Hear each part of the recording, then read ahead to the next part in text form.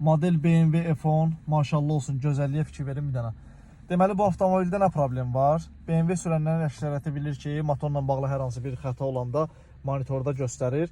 Deməli, bu avtomobildə də sürən kimi həmin aşpıqa, həmin xəta monitora gəlir, injektorun işarəsi də yanır. Motor başlayır əsməyə, titrəməyə, pirboy işləməyə.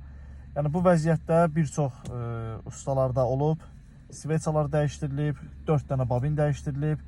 Nəysə, uzun sözün qısası bizim yanımıza gəldi, diaqnostikaya saldıq. Silindirlərin balansının pozulması ilə bağlı xətalar var idi.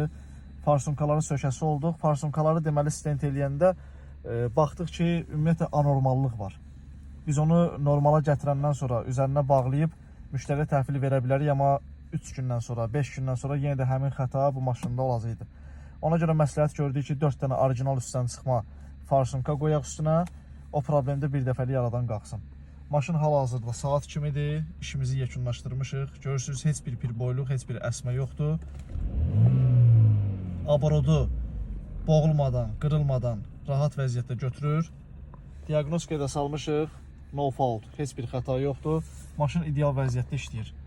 Kimin avtomobilində pirboyluq, maşında dartınma, çəkinmə, benzin sərfiyyatı, yəni bu kimi problemlər varsa rahatlıqla müraciət edə bilər. Xeyirli olsun.